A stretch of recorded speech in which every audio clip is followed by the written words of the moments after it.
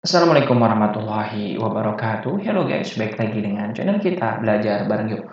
Oke, pada kesempatan kali ini insya Allah kita akan membahas Peraturan Pemerintah Nomor 22 Tahun 2021 tentang penyelenggaraan, perlindungan, dan pengelolaan lingkungan hidup. Oke, insya Allah pada video ini kita akan lanjutkan dari pasal 376 hingga pasal 400 ya. Insya Allah ke 400. Oke, kita coba buka dulu pasal 376. Oke, teman-teman semua, ini pada bagian sisi kiri ini adalah pasal beserta ayat-ayatnya ya. Kemudian pada sebelah kanan layar ini, nah ini adalah penjelasan dari pasal-pasalnya.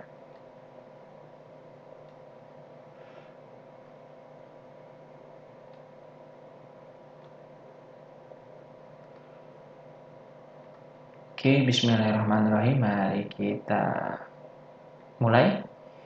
Pasal 376 ayat 1. Penghasil limbah B3 yang melakukan kegiatan penimbunan limbah B3 wajib A. Melaksanakan kewajiban sebagaimana tercantum dalam persetujuan teknis pengelolaan limbah B3 untuk kegiatan penimbunan limbah B3. B. Melakukan penyimpanan limbah B3 yang dihasilkan di tempat penyimpanan limbah B3. C. Melakukan penimbunan limbah B3 yang dihasilkannya sesuai dengan ketentuan dalam persetujuan teknis pengelolaan limbah B3 untuk kegiatan penimbunan limbah B3. D. Memenuhi standar lingkungan hidup dan atau baku mutu lingkungan hidup mengenai pelaksanaan penimbunan limbah B3.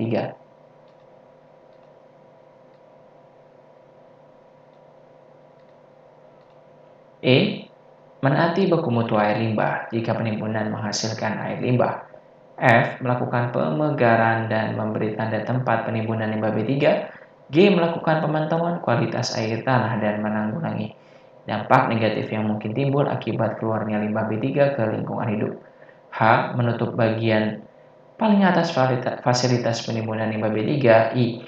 Menyusun dan menyampaikan laporan pembangunan fasilitas penimbunan limbah B3 bagi penghasil limbah B3 yang memiliki fasilitas penimbunan limbah B3. J. Menyusun dan menyampaikan laporan penimbunan limbah B3 yang memuat 1. Nama, sumber, jumlah, dan karakteristik limbah B3, dan 2. Pelaksanaan penimbunan limbah B3 yang dihasilkannya. K. Memiliki dan melaksanakan sistem tanggap darurat berupa dokumen program kedaruratan pengelolaan limbah B3, dan L. Memiliki tenaga kerja yang memiliki sertifikat kompetensi di bidang pengelolaan limbah B3.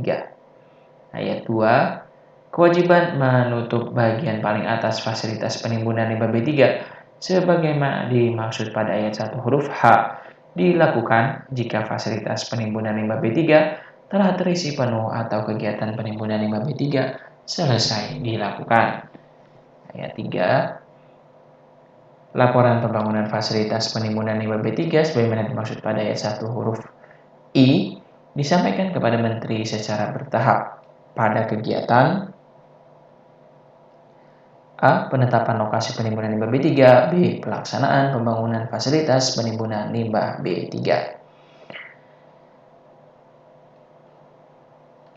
Lanjut ayat 4. Kita lanjut ayat 4-nya. Laporan pelaksanaan pembangunan fasilitas penimbunan limbah B3 sebagaimana dimaksud pada ayat 3 huruf B bagi fasilitas penimbunan akhir limbah B3 memuat informasi mengenai A. Sistem pelapis sesuai dengan kelas fasilitas penimbunan akhir limbah B3, dan B. Hasil tes kebocoran untuk fasilitas penimbunan akhir limbah B3 kelas 1 dan kelas 2. Ayat 5. Pelaporan secara bertahap disampaikan kepada Menteri paling lambat 14 hari setelah selesainya kegiatan sebagaimana dimaksud pada ayat 3 huruf A dan huruf B. Ayat 6. Laporan penimbunan limbah B3 sebagaimana dimaksud pada ayat 1 huruf J disampaikan kepada Menteri paling sedikit 1 kali dalam 6 bulan sejak persetujuan teknis pengelolaan limbah B3 diterbitkan. Pasal 377 ayat 1. Berdasarkan laporan pembangunan fasilitas penimbunan limbah B3, Menteri melakukan verifikasi paling lambat 10 hari kerja sejak laporan diterima. Ayat 2, dalam hal hasil verifikasi sebagaimana dimaksud pada ayat 1 menunjukkan fasilitas penimbunan limbah B3A sesuai dengan persetujuan teknis pengelolaan limbah B3 untuk kegiatan penimbunan limbah B3, maka Menteri menerbitkan SLO ya untuk kegiatan penimbunan limbah B3-nya. Jika tidak sesuai dengan persetujuan teknis pengelolaan limbah B3 untuk kegiatan penimbunan limbah B3 ya, maka Menteri menyampaikan surat agar penghasil limbah B3 mengubah rencana fasilitas penimbunan limbah B3 yang termuat dalam persetujuan teknis pengelolaan limbah B3 untuk kegiatan penimbunan limbah B3. Ayat 3-nya, penerbitan SLO atau penyampaian surat sebagaimana dimaksud pada ayat 2 dilakukan paling lama 7 hari setelah verifikasi dilakukan. Ayat 4, SLO untuk kegiatan penimbunan limbah B3 sebagaimana dimaksud pada ayat 2 huruf A menjadi dasar dimulainya A. Kegiatan operasional penimbunan limbah B3 dan B.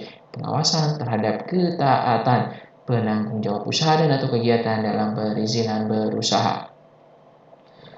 Oke, pasal 376 dan 377 tidak ada penjelasan ya teman-teman ya. Sudah dianggap cukup jelas. Mari kita lanjutkan ke pasal 378 ayat 1. Setiap orang yang menghasilkan limbah B3 yang telah memperoleh persetujuan teknis pengelolaan limbah B3 untuk kegiatan penimbunan limbah B3 wajib memiliki penetapan penghentian kegiatan jika bermaksud A. menghentikan usaha dan atau kegiatan, B. mengubah penggunaan atau memindahkan lokasi dan atau fasilitas penimbunan limbah B3, atau C. melakukan penutupan fasilitas penimbunan limbah B3 karena fasilitas penimbunan limbah B3 telah penuh.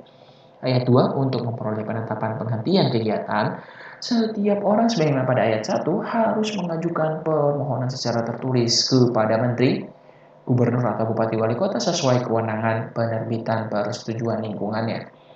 Ayat ketiga, permohonan sebagaimana dimaksud pada ayat 2 dilengkapi dengan A. identitas pemohon dan B. laporan pelaksanaan penimbunan limbah B3. Ayat 4, Menteri, Gubernur atau Bupati Wali Kota setelah menerima permohonan sebagaimana dimaksud pada ayat 3 melakukan evaluasi terhadap permohonan paling lama 10 hari kerja sejak permohonan diterima. Ayat 5, dalam hal hasil evaluasi sebagaimana dimaksud pada ayat 4 menunjukkan A. tidak terdapat pencemaran lingkungan hidup, Menteri, Gubernur atau Bupati Wali Kota sesuai dengan kewenangannya menerbitkan penetapan penghentian kegiatan penimbunan limbah B3 paling lama 7 hari sejak hasil evaluasi diketahui, atau B. terdapat pencemaran lingkungan hidup, pemohon wajib melakukan pemulihan fungsi lingkungan hidup. Ayat 6, penghasil limbah B3 wajib melaporkan surat penetapan penghentian kegiatan sebagaimana dimaksud pada ayat 5 huruf A yang diterbitkan Gubernur atau Bupati Wali Kota kepada Menteri paling lambat 5 hari kerja sejak surat ditetapkan. Ayat 7, Menteri menerbitkan penetapan penghentian kegiatan penimbunan limbah B3 paling lambat 7 hari kerja setelah permohonan selesai melakukan pemulihan fungsi lingkungan hidup sebagaimana dimaksud pada ayat 5 huruf B yang dibuktikan dengan penetapan status setelah selesainya pemulihan lahan terkontaminasi. Pasal 378 tidak ada penjelasan. Mari kita lanjut ke pasal 379 ayat 1. Setiap orang yang menghasilkan limbah B3 yang telah memperoleh penetapan penghentian kegiatan sebagaimana dimaksud dalam pasal 378 ayat 5 huruf A dan ayat 7 wajib melaksanakan pemantauan lingkungan hidup pada bekas lokasi dan atau fasilitas penimbunan limbah B3 yang telah memperoleh penetapan penghentian kegiatan. Ayat 2, pemantauan lingkungan hidup sebagaimana dimaksud pada ayat 1 dilakukan paling sedikit A 30 tahun sejak penetapan penghentian kegiatan diterbitkan untuk fasilitas penimbunan limbah B3 berupa penimbunan akhir dan sumur injeksi. B 10 tahun sejak penetapan penghentian kegiatan diterbitkan untuk fasilitas penimbunan limbah B3 berupa bendungan penampung limbah tambang, dan C 5 tahun sejak kegiatan penimbunan limbah B3 dihentikan untuk fasilitas penimbunan limbah B3 berupa penempatan kembali di area bekas tambang. Ayat 3-nya, pemantauan lingkungan hidup semen maksud pada ayat 2 paling sedikit meliputi kegiatan A.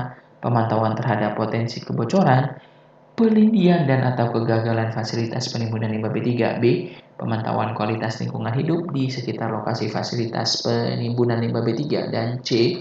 Pelaporan hasil pemantauan sebagaimana dimaksud pada huruf A dan huruf B secara berkala. Oke, teman-teman, kita lanjut ke pasal 380 ayat 1. Dalam hal setiap orang yang menghasilkan limbah B3 tidak mampu melakukan sendiri penimbunan limbah B3 yang dihasilkannya, penimbunan limbah B3 diserahkan kepada penimbun limbah B3. Ayat 2. Penyerahan limbah B3 kepada penimbun limbah B3 sebagaimana dimaksud pada ayat 1 disertai dengan bukti penyerahan limbah B3. Ayat 3. Salinan bukti penyerahan limbah B3 sebagaimana dimaksud pada ayat 2 disampaikan kepada menteri paling lambat 7 hari setelah penyerahan limbah B3. Nah, ini ada penjelasan untuk ayat 2-nya ya. Bukti penyerahan limbah B3 antara lain berupa keterangan penyerahan limbah B3, berita acara atau risalah. Nah, ini bentuk dari bukti penyerahan limbah B3. Oke, kita lanjut ke pasal 381. Pasal 381 ayat 1. Untuk dapat melakukan penimbunan limbah B3 yang diserahkan oleh setiap orang sebagaimana dimaksud dalam pasal 380, penimbun limbah B3 wajib memiliki A. Persetujuan lingkungan dan B. Perizinan berusaha di bidang usaha pengelolaan limbah B3. Ayat 2. Penimbunan limbah B3 oleh penimbun limbah B3 dilakukan dengan fasilitas penimbunan akhir limbah B3 kelas 1 atau kelas 2 sesuai dengan ketentuan sebagaimana dimaksud dalam pasal 367 ayat 3 huruf A dan huruf I. Huruf A dan huruf B. Ayat 3, limbah B3 yang ditimbun sebagaimana dimaksud pada ayat 2 dapat berasal dari limbah B3 yang dihasilkan oleh satu atau beberapa penghasil limbah B3. Nah, jadi penimbun limbah B3 ini mungkin perusahaan lain gitu ya, seperti pihak ketiga lah ya. Pihak ketiga di luar dari si penghasil limbah B3 tadi, di mana dia memang si perusahaan pihak ketiga ini memang di bidangnya tuh penimbunan limbah B3 gitu teman-teman ya. Dengan mereka boleh melakukan penimbunan limbah B3 dengan syarat ini, ada persetujuan lingkungannya dan ada perizinan berusaha di bidang usaha pengelolaan limbah B3. Oke, pasal 381 ini nggak ada penjelasan, cukup jelas. Oke, kita lanjut ke pasal 382 ayat 1. Untuk dapat memiliki persetujuan lingkungan, sebagaimana dalam pasal 381 ayat 1 huruf A, penimbun limbah B3 wajib memiliki persetujuan teknis pengelolaan limbah B3. Ada pertek ya, pengelolaan limbah B3 untuk kegiatan penimbunan limbah B3. Ayat 2-nya, penimbun limbah B3 mengajukan permohonan pertek pengelolaan limbah B3 kepada menteri dilengkapi dengan persyaratan yang meliputi A. Karakteristik dan jumlah limbah B3 yang akan ditimbun ya. B. Rencana pembangunan fasilitas penimbunan limbah B3 yang memuat 1. Desain dan rancang bangun fasilitas penimbunan limbah B3 dan fasilitas pendukung penimbunan limbah B3 dan 2. Jadwal pelaksanaan pembangunan fasilitas penimbunan limbah B3. Yang C. Dokumen mengenai lokasi dan fasilitas penimbunan limbah B3 sesuai dengan ketentuan sebagaimana dimaksud dalam pasal 369 dan pasal 370. Kemudian selanjutnya yang D-nya ada dokumen mengenai desain, teknologi, metode, proses, dan fasilitas penimbunan limbah B3. Lalu ada prosedur penimbunan limbah B3. F-nya perhitungan biaya dan model keekonomian. G. Hasil uji laboratorium terhadap parameter lingkungan hidup.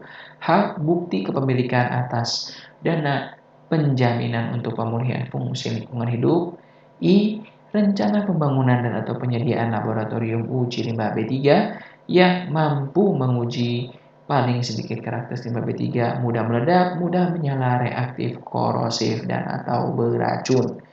J. Sistem tanggap darurat berupa dokumen program kedaruratan pengelolaan limbah B3 dan yang terakhir adalah tenaga kerja yang memiliki sertifikat kompetensi di bidang pengelolaan limbah B3.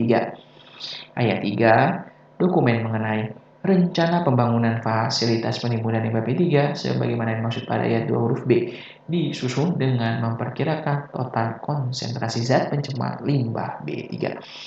Kemudian ini kita lihat pasal 382 penjelasannya ada di ini ya, ayat 2 huruf B angka 2 nih.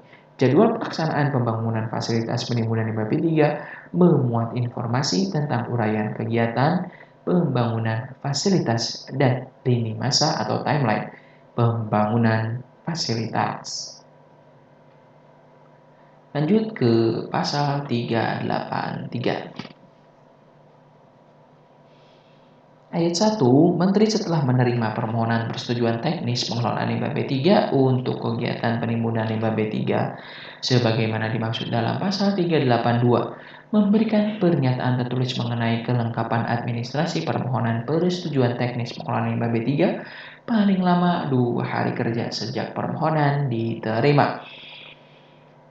Ayat 2, setelah permohonan dinyatakan lengkap, Menteri melakukan verifikasi paling lama 7 hari kerja. Ayat 3, dalam hal hasil verifikasi sebagaimana dimaksud pada ayat 2 menunjukkan A. Permohonan persetujuan teknis memenuhi persyaratan Menteri menerbitkan persetujuan teknis pengelolaan limbah B3 untuk kegiatan penimbunan limbah B3 paling lama 7 hari kerja sejak hasil verifikasi diketahui atau B. Permohonan persetujuan teknis tidak memenuhi persyaratan, maka Menteri menolak permohonan persetujuan teknis pengelolaan limbah B3 untuk kegiatan penimbunan limbah B3 paling lama 7 hari kerja sejak hasil verifikasi diketahui disertai dengan alasan penolakan.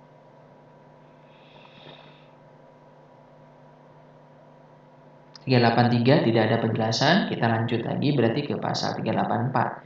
Pertek pengelolaan limbah B3 untuk kegiatan penimbunan limbah B3 wajib diubah dalam hal terjadi perubahan ya terhadap persyaratan meliputi karakteristik limbah B3 yang ditimbun. Nah, perubahan limbah B3-nya nih jenis ataupun kelasnya ya. Kemudian yang B, desain teknologi, metode, proses, kapasitas dan atau fasilitas penimbunan limbah B3-nya berubah, maka wajib nih untuk diusulkan perubahan perteknya nih. Ayat 2-nya permohonan perubahan pertek diajukan secara tertulis kepada Menteri paling lambat 10 hari setelah terjadi perubahan. Ayat 3, Menteri melakukan evaluasi terhadap permohonan perubahan persetujuan teknis paling lama 10 hari kerja sejak permohonan perubahan persetujuan teknis diterima. Jadi setelah ada perubahan, maka 10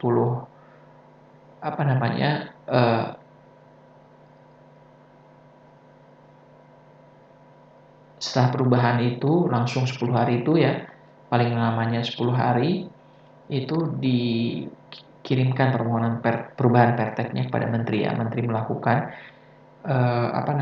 melakukan evaluasi gitu dengan paling lama 10 hari kerja setelah permohonan perubahan perteknya diterima ya kan dari si perusahaan tadi.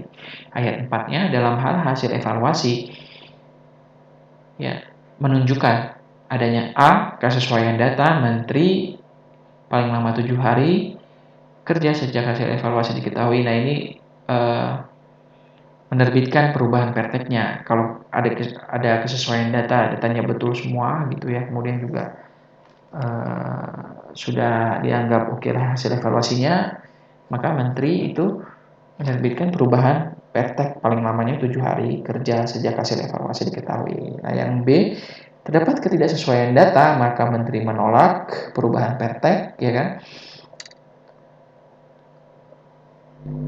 Nah, paling lambatnya juga 7 hari kerja nih sejak hasil evaluasi diketahui disertai dengan alasan penolakan. Ayat 5, perubahan pertek sebagaimana dimaksud pada ayat 4 huruf A menjadi dasar dalam perubahan persetujuan lingkungan. Jadi kalau misalnya ada kesesuaian data, maka perubahan perteknya disetujui gitu, maka berubah si perteknya. Pasal 385 ayat 1, persetujuan teknis pengelolaan limbah B3 untuk kegiatan penimbunan limbah B3 sebagaimana dimaksud dalam pasal 383 ayat 3 huruf A memuat A. identitas pemegang persetujuan teknis pengelolaan limbah B3, B. tanggal penerbitan persetujuan teknis pengelolaan limbah B3, C. kewajiban pemegang pertek pengelolaan limbah B3, D-nya persyaratan teknis penimbunan limbah B3 yang meliputi 1. Karakteristik limbah B3 yang ditimbun, 2. Jumlah limbah B3 yang akan ditimbun, dan kapasitas fasilitas penimbunan limbah B3, 3. Desain rancang bangun fasilitas penimbunan limbah B3, 4. Rincian tata letak dan rincian lokasi fasilitas penimbunan limbah B3, 5. Hasil uji dan dari laboratorium terakreditasi untuk limbah B3 yang akan ditimbun, 6. Uji laboratorium yang terakreditasi untuk parameter kualitas lingkungan, 7. Sistem tanggap darurat limbah B3 berupa dokumen program kedaruratan pengelolaan limbah B3, dan 8. Rincian pelaksanaan penutupan fasilitas penimbunan limbah B3. Ayat keduanya ini, kewajiban pemegang pertek pengelolaan limbah B3 ya, meliputi ini: A. Melakukan identifikasi limbah B3 yang ditimbun, B. Melaksanakan penimbunan limbah B3 sesuai dengan standar penimbunan limbah B3, C-nya melakukan pencatatan nama dan jumlah limbah B3 yang ditimbun, D. Menyimpan limbah B3 yang akan ditimbun ke dalam tempat penyimpanan limbah B3, E. Menyusun dan menyampaikan laporan pembangunan fasilitas penimbunan limbah B3, F. Menyusun dan menyampaikan laporan penimbunan limbah B3, G. Memiliki dan melaksanakan sistem tanggap darurat berupa dokumen program kedaruratan pengelolaan limbah B3, dan H. Memiliki tenaga kerja yang memiliki sertifikat kompetensi di bidang pengelolaan limbah B3. Kemudian di sini ada beberapa penjelasan untuk pasal 385-nya ya. Khususnya ini di ayat 2 nih ada penjelasan huruf A-nya ya, melakukan identifikasi limbah B3 yang ditimbun. Ya, yang dimaksud dengan melakukan identifikasi limbah B3 yang ditimbun adalah menentukan sumber dan karakteristik limbah B3. Informasi mengenai karakteristik limbah B3 diperlukan untuk menimbun limbah B3 dengan tepat. Kemudian huruf F ya. Ini huruf F ya. Laporan penimbunan limbah B3 disusun untuk memastikan bahwa jumlah limbah B3 yang diterima sama dengan limbah B3 yang diolah dan atau ditimbun.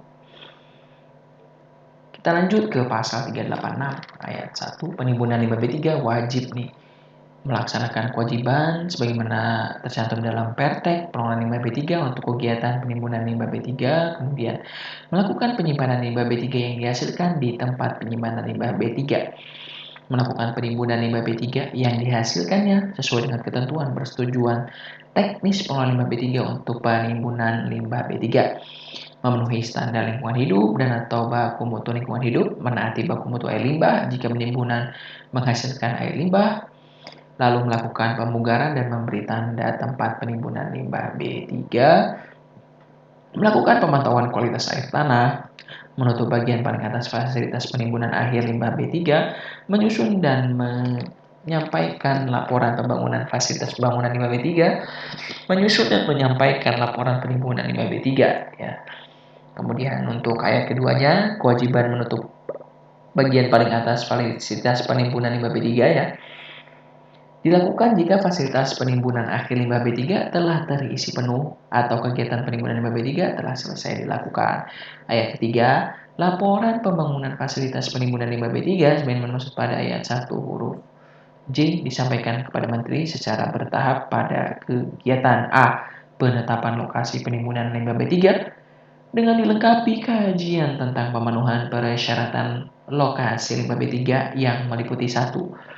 Bebas banjir, 2. Permeabilitas tanah, 3. Merupakan daerah yang secara geologis aman, stabil, tidak rawan bencana dan di luar kawasan lindung, dan 4. Tidak merupakan daerah resapan air tanah terutama yang digunakan untuk air minum.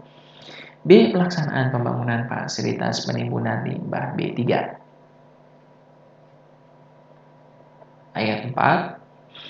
Laporan pelaksanaan pembangunan fasilitas penimbunan limbah B3 sebagaimana dimaksud pada ayat 3 huruf B. Bagi fasilitas penimbunan akhir limbah B3 memuat informasi mengenai A. Sistem pelapis sesuai dengan kelas fasilitas penimbunan akhir limbah B3, dan B.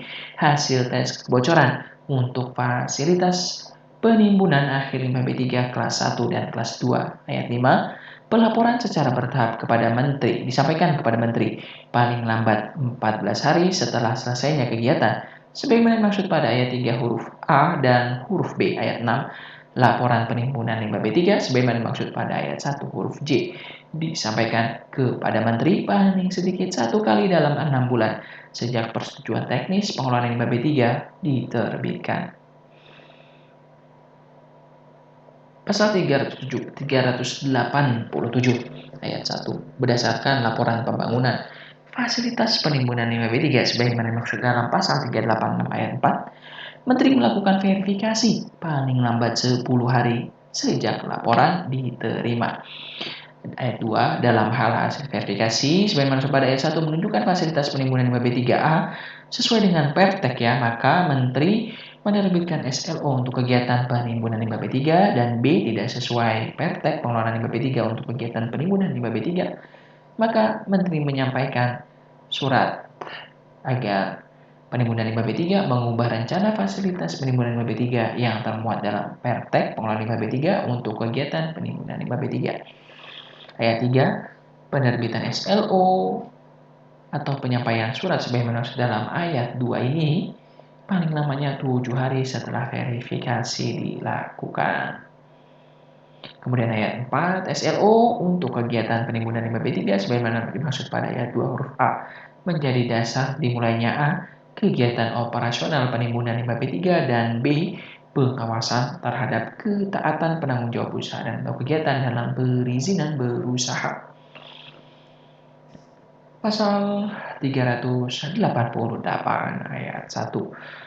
Penimbunan limbah B3 yang telah memperoleh Pertek pengelolaan limbah B3 untuk kegiatan penimbunan limbah B3 wajib memiliki penetapan penghentian kegiatan jika bermaksud. Nah, ini sama ya, ini kalau bermaksud untuk menghentikan ya, menghentikan usaha dan atau kegiatan atau mengubah penggunaan atau memindahkan lokasi atau fasilitas penimbunan limbah B3 atau melakukan penutupan fasilitas penimbunan limbah B3 karena fasilitas penimbunan limbah B3 telah penuh gitu. Ayat keduanya, untuk memperoleh penetapan penghentian kegiatan ya penimbunan limbah B3 wajib menyampaikan surat nih kepada menteri gitu ya. Wajib melakukan pemulihan fungsi lingkungan hidup dulu pertama ya, dalam hal terjadi pencemaran lingkungan hidup dan harus mengajukan permohonan secara tertulis kepada menteri. Nah, ini ayat 2 nih. Jadi wajib pemulihan dulu, pemulihan fungsi lingkungan hidup ya. Bila terjadi adanya pencemaran lingkungan hidup, kemudian baru menyampaikan permohonan secara tertulis kepada menteri. Ayat ketiganya, permohonan penetapan penghentian kegiatan dilengkapi dengan ini identitas pemohon, laporan pelaksanaan penimbunan limbah B3 dan atau laporan pelaksanaan pemulihan fungsi lingkungan hidup. Ayat 4, Menteri setelah menerima permohonan, sebagaimana dimaksud pada ayat 3, melakukan evaluasi terhadap permohonan dan menerbitkan penetapan penghentian kegiatan paling lama 10 hari kerja sejak permohonan diterima. Pasal 389, penimbunan limbah B3 yang telah memperoleh penetapan penghentian kegiatan sebagaimana dimaksud dalam pasal 388 ayat 4 wajib ya melaksanakan pemantauan lingkungan hidup pada bekas lokasi dan atau fasilitas penimbunan limbah B3 yang telah memperoleh penetapan penghentian kegiatan. Ayat 2, pemantauan lingkungan hidup sebagaimana dimaksud dalam pada ayat 1 dilakukan paling singkat 30 tahun ya sejak penetapan penghentian kegiatan diterbitkan. Nah, ini pemantauan lingkungan hidupnya itu paling lambatnya 30 tahun tuh sejak penghentian itu dilakukan ya. Ayat keduanya, pemantauan lingkungan hidup sebagaimana dimaksud pada ayat 2 paling sedikit meliputi kegiatan A, pemantauan terhadap potensi kebocoran, pelindian dan atau kegagalan fasilitas penimbunan limbah B3, B, pemantauan kualitas lingkungan hidup di sekitar lokasi fasilitas penimbunan limbah B3 dan C, pelaporan hasil pemantauan sebagaimana dimaksud pada huruf A dan huruf B secara berkala. Kita masuk ke paragraf 10, dumping atau pembuangan limbah bahan berbahaya dan beracun nih, pasal 390. Setiap orang dilarang melakukan dumping atau pembuangan limbah B3 ke media lingkungan hidup tanpa persetujuan dari pemerintah pusat. Pasal 391 ayat 1. Setiap orang untuk dapat melakukan dumping limbah B3 ke media lingkungan hidup wajib memiliki persetujuan dari pemerintah. Ayat 2. Persetujuan sebagaimana dimaksud pada ayat 1 berupa persetujuan teknis untuk kegiatan dumping atau pembuangan dan menjadi dasar dalam penerbitan persetujuan lingkungan.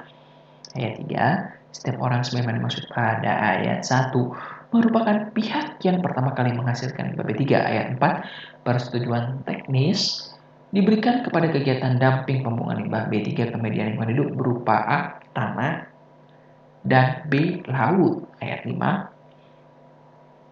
persyaratan dan tata cara permohonan dan penerbitan persetujuan teknis untuk kegiatan dumping atau pembuangan limbah B3 ke media lingkungan hidup berupa tanah sebagaimana dimaksud pada ayat 4 huruf A dilaksanakan sesuai dengan ketentuan penimbunan limbah B3 sebagaimana dimaksud dalam pasal 366 sampai dengan pasal 379.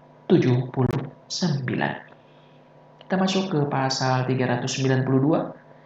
Ayat 1, limbah B3 yang dapat dilakukan dumping pembuangan limbah B3 ke media lingkungan hidup berupa laut sebagaimana dimaksud dalam pasal 391 ayat 4 huruf B berupa A.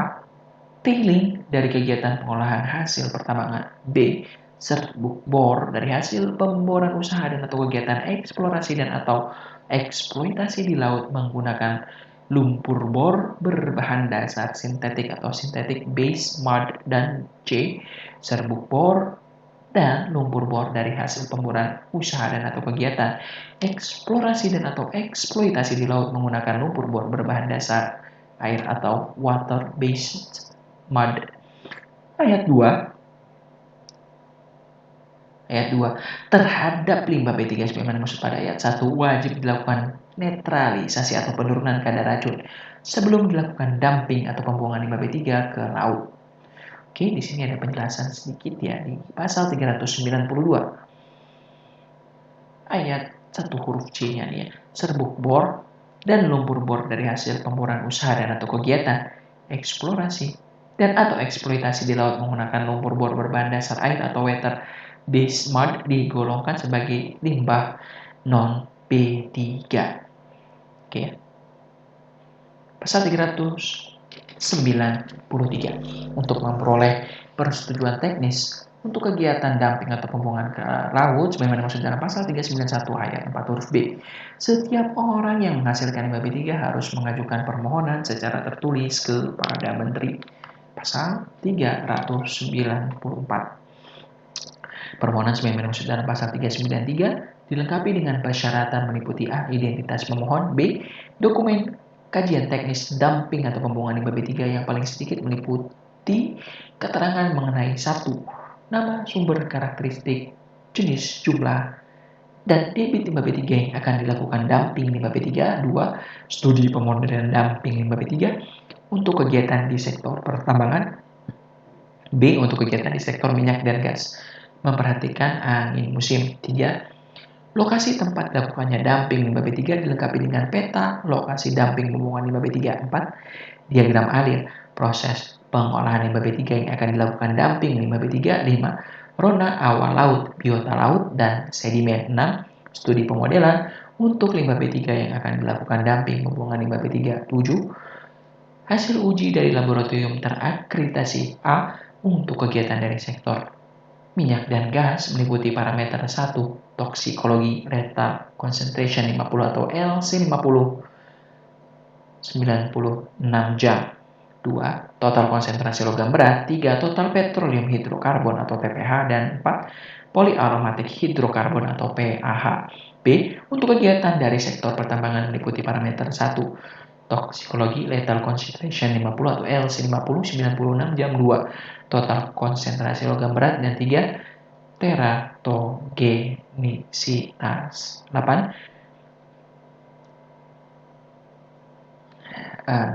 ya. Komponen bahan kimia dalam lumpur bor. 9. Peta batimetri daerah sensitif, alur pelayaran dan daerah terlarang terbatas. Dan 10. Sistem tanggap darurat berupa dokumen program kedaruratan pengelolaan limbah B3. Nah, itu dia pasal 394 tidak ada penjelasan. Berarti kita bisa lanjut ke pasal 395 ya. Ayat 1. Lokasi tempat dilakukannya dumping limbah B3 sebagaimana dimaksud dalam pasal 394 huruf B angka 3 harus memenuhi Persyaratan yang meliputi A, terletak di dasar laut pada laut yang memiliki lapisan termoklin permanen, dan B, tidak berada di lokasi tertentu atau di daerah sensitif. Sesuai dengan ketentuan peraturan perundang-undangan ayat 2, dalam hal tidak terdapat laut yang memiliki lapisan termoklin permanen, sebagaimana dimaksud dalam pada ayat 1 huruf A, lokasi tempat dilakukan dumping pembuangan limbah B3 berupa tailing dari kegiatan pengolahan limbah pertambangan harus memenuhi persyaratan lokasi yang meliputi A, terletak di dasar laut dengan kedalaman lebih dari atau sama dengan 100 meter. B, secara topografi dan batimetri menunjukkan adanya ngarai dan atau saluran di dasar laut yang mengarahkan tailing ke kedalaman lebih dari atau sama dengan 200 meter. Dan C, tidak ada fenomena upwelling. Ayat ketiga, dalam hal tidak terdapat laut yang memiliki lapisan termoklin permanen sebagaimana dimaksud pada ayat 1 huruf A.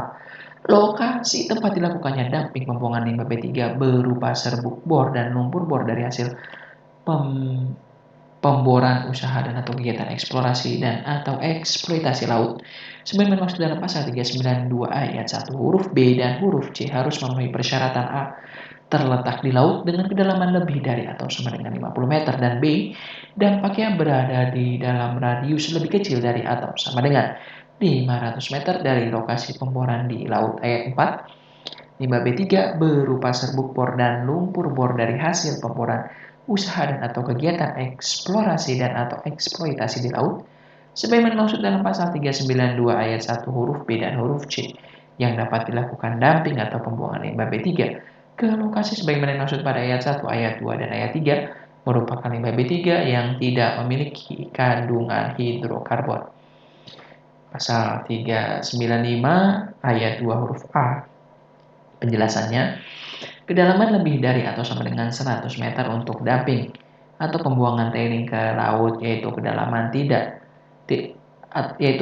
titik pembuangan limbah B3 atau outfall berada pada kedalaman lebih dari atau sama dengan 100 meter.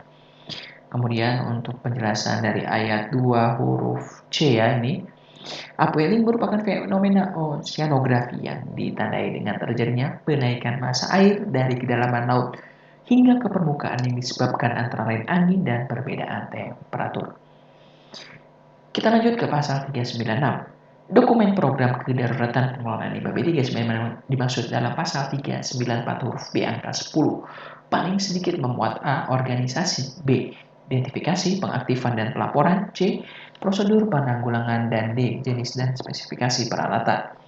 Pasal 397 ayat 1, Menteri setelah menerima permohonan sebagaimana dimaksud dalam pasal 394 memberikan pernyataan tertulis mengenai kelengkapan administrasi permohonan paling lama 2 hari kerja sejak permohonan diterima. Ayat 2, setelah permohonan dinyatakan lengkap, Menteri melakukan verifikasi paling lama 7 hari kerja. Ayat 3, dalam hal hasil verifikasi dimaksud pada ayat 2 menunjukkan A, permohonan memenuhi persyaratan, Menteri menerbitkan pertek untuk kegiatan dumping atau pembuangan limbah B3 paling lama 7 hari kerja sejak hasil verifikasi diketahui, atau B, permohonan tidak memenuhi persyaratan, maka Menteri menolak permohonan pertek untuk kegiatan dumping atau pembuangan limbah B3 paling lama 7 hari kerja sejak hasil verifikasi diketahui disertai dengan alasan penolakannya.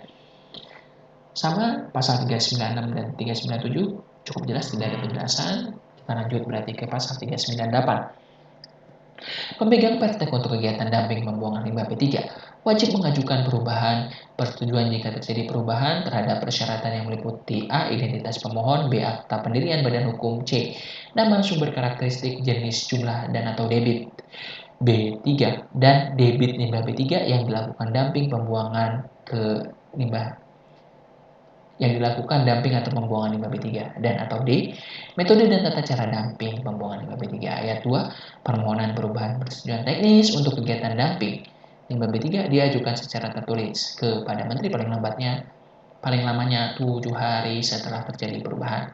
Ayat ketiga, permohonan perubahan persetujuan teknis untuk kegiatan dumping pembuangan limbah B3 sebagaimana dimaksud pada ayat 2 dilengkapi dengan dokumen yang menunjukkan perubahan terhadap persyaratan sebagaimana dimaksud pada ayat 1.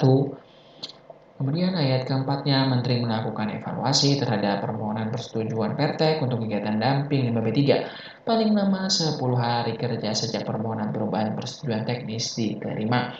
Ayat kelima, dalam hal hasil evaluasi sebagaimana dimaksud pada ayat 4 menunjukkan kesesuaian data, maka Menteri menerbitkan perubahan Pertek ya untuk kegiatan damping limbah B3 paling lama 7 hari kerja sejak hasil evaluasi diketahui. Nah, kalau B tidak ketidaksesuaian data ya, maka Menteri menolak permohonan perubahan Pertek untuk kegiatan damping limbah B3 paling lama 7 hari kerja sejak hasil evaluasi diketahui disertai dengan alasan penolakan. Pasal 399 ayat 1, persetujuan teknis atau Pertek untuk kegiatan damping limbah B3 ya, paling sedikit memuat A. Identitas pemegang persetujuan, tanggal penerbitan persetujuan, persyaratan lingkungan hidup, dan kegiatan pemegang persetujuan teknis untuk kegiatan damping limbah B3. Ayat 2, persyaratan lingkungan hidup sebagaimana dimaksud pada ayat 1 huruf C paling sedikit meliputi A. Melakukan netralisasi atau penurunan kadar racun limbah B3 yang akan dilakukan damping atau pembuangan limbah B3, dan B. Melakukan damping pembuangan limbah B3. Ayat 3, kewajiban pemegang persetujuan teknis untuk kegiatan damping limbah B3 sebagaimana dimaksud pada ayat 1 huruf D paling sedikit meliputi A. Melakukan identifikasi limbah B3, B. Melakukan pencatatan nama dan jumlah limbah B3 yang akan dilakukan damping, C. Melakukan pemantauan kualitas air laut pada titik penaatan, D. Menyusun dan menyampaikan laporan pelaksanaan damping, E. Memiliki dan melaksanakan sistem tanggap darurat berupa dokumen program kedaruratan pengelolaan limbah B3, dan F. Memiliki tenaga kerja yang memiliki sertifikat kompetensi di bidang pengelolaan limbah B3. Pasal 400 ya. Kebetulan tidak ada penjelasannya dari pasal 396 sampai 400, ini cukup jelas semuanya nih di sebelah kanan layar ya. Maka pasal 400 isinya adalah ayat 1. Setelah persetujuan teknis untuk kegiatan damping limbah B3 terbit, memegang persetujuan teknis wajib A. Melaksanakan kewajiban sebagaimana tercantum dalam Pertek untuk kegiatan damping, melakukan netralisasi atau penurunan kadar racun untuk damping limbah B3 berupa tailing, C. Melakukan penurunan kadar hidrokarbon total terhadap limbah B3 untuk damping limbah B3 berupa serbuk bor dan lumpur bor. D. Melakukan memenuhi komposisi limbah B3 yang akan dilakukan damping limbah B3. E. Melakukan pemantauan terhadap dampak lingkungan dari pelaksanaan damping limbah B3. F. Menyusun dan menyampaikan laporan pelaksanaan damping limbah B3. G. Memiliki dan melaksanakan sistem tanggap darurat berupa dokumen program kedaruratan pengelolaan limbah B3. Dan H. Memiliki tenaga kerja yang memiliki sertifikat kompetensi di bidang pengelolaan limbah B3. Ayat kedua, laporan pelaksanaan damping limbah B3. Sebagaimana pada ayat 1 huruf F paling sedikit memuat A. Nama, sumber, karakteristik, jumlah debit dan volume limbah B3, dan B. Pelaksanaan damping atau pembuangan limbah B3 yang dihasilkannya. Ayat 3. Laporan damping atau pembuangan limbah B3 sebagaimana dimaksud pada ayat 2 disampaikan kepada Menteri paling sedikit 1 kali dalam 6 bulan sejak persetujuan teknis untuk kegiatan damping atau pembuangan diterbitkan. Oke teman-teman semua, itu dia sedikit pembahasan kita ya dari pasal 375 sampai pasal 400 dari peraturan pemerintah ini. Semoga video ini dapat bermanfaat untuk kita semua. Amin ya robbal alamin. Semoga sukses dan sehat selalu untuk kita semua. Amin ya robbal alamin. Dan bila ada yang sedang sakit di antara kita semua, semoga segera diberikan kesembuhan. Amin ya robbal alamin. Thank you for watching. Wassalamualaikum warahmatullahi wabarakatuh.